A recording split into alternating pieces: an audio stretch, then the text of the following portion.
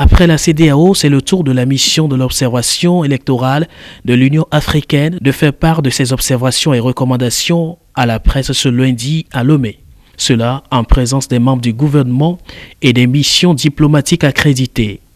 La mission composée de 43 observateurs provenant de 28 pays avec à leur tête l'ancien président du Madagascar.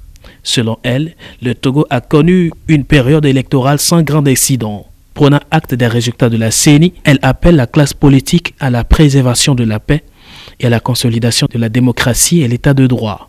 Au titre des recommandations, la mission s'adresse aux différents acteurs politiques du Togo. D'abord, recommandation au gouvernement.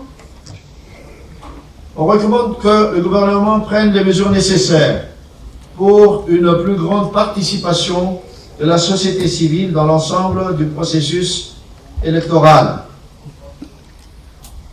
ainsi que d'assurer un meilleur encadrement de la mise en œuvre des contributions prévues par la loi au titre du financement public des campagnes des candidats. Recommandation à la CENI. 1. Poursuivre les interactions avec les candidats et les partis pour renforcer la confiance et l'accès au fichier électoral. 2. Renforcer les capacités du personnel électoral. Et 3.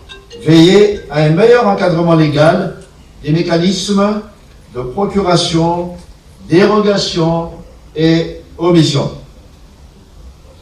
Recommandations aux candidats et aux acteurs politiques. 1.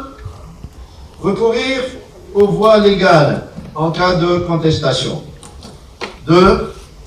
Privilégier le dialogue politique en toutes circonstances pour pérenniser la paix sociale. 3.